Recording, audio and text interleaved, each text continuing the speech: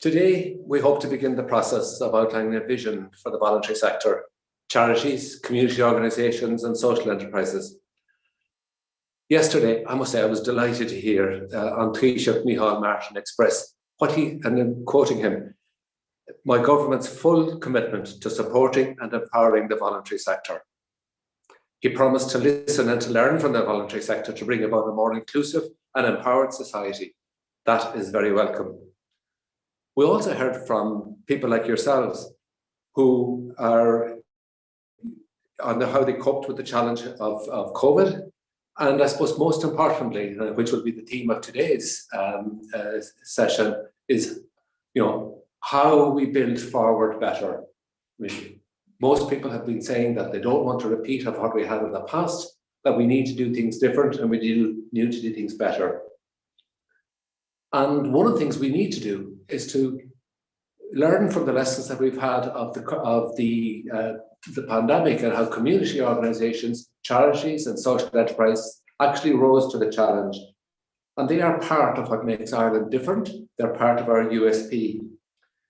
So as we begin to outline a vision for the sector post-COVID, we also need to identify what needs to be done to support the sector.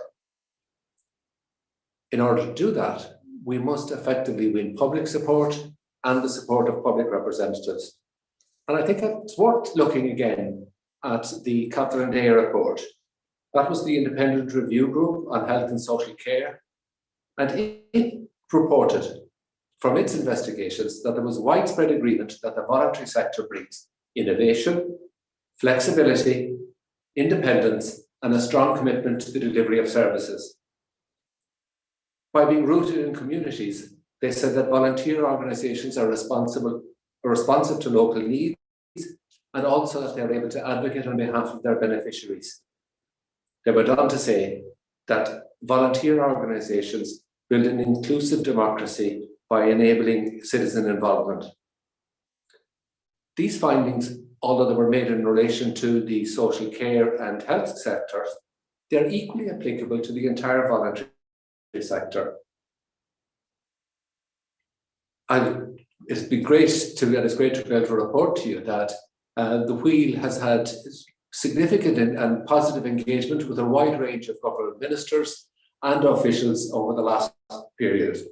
And that has been very evident in terms of giving positive outcomes for both in 2020 and 2021 for our members and for the wider sector generally. We're looking forward to this relationship strengthening and deepening in the coming months and years because we are facing many challenges. All the challenges that were there before 2020 are still there.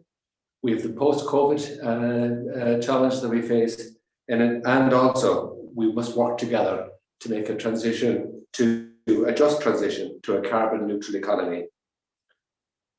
I'm really looking forward to our next session, which will have a conversation between Minister Joe O'Brien, who is the Minister of State for Community and Rural Development and Charities, and he'll be in conversation with our CEO, Deirdre Garvey. Joe was elected a TD in the 2019 Dublin Fingal by-election, and he was re-elected in the 2020 general election. Originally from Cork, he now lives up the road from me in Skerries.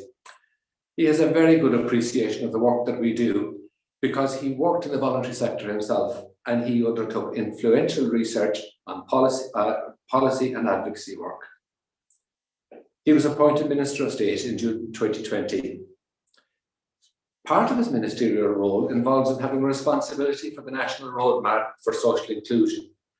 And he was involved in the Department of Social Protection Budget 2021 negotiations. And he pushed for and achieved that the carbon tax would be used as an anti-poverty tool and secured that 1/3 of the revenues from the carbon tax would be challenged to the poorest in society. That resulted in increased fuel allowance, living alone allowance, and the qualified child payment allowance was also increased. The host of the conversation will be our Chief Executive, Deirdre Garvey.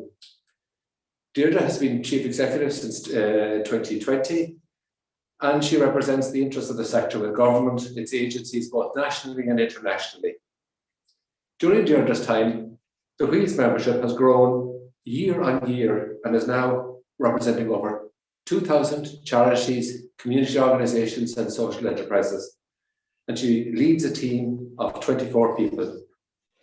And speaking of that team, it would be very remiss of me not to take the opportunity on your behalf and on behalf of the board to acknowledge their fantastic commitment and dedication shown by Deirdre and the team over the past 15 months. Teamwork that was seen was amazing, despite being physically distant, and everybody pulled together and did whatever was needed to deliver on behalf of the members and behalf of the sector generally.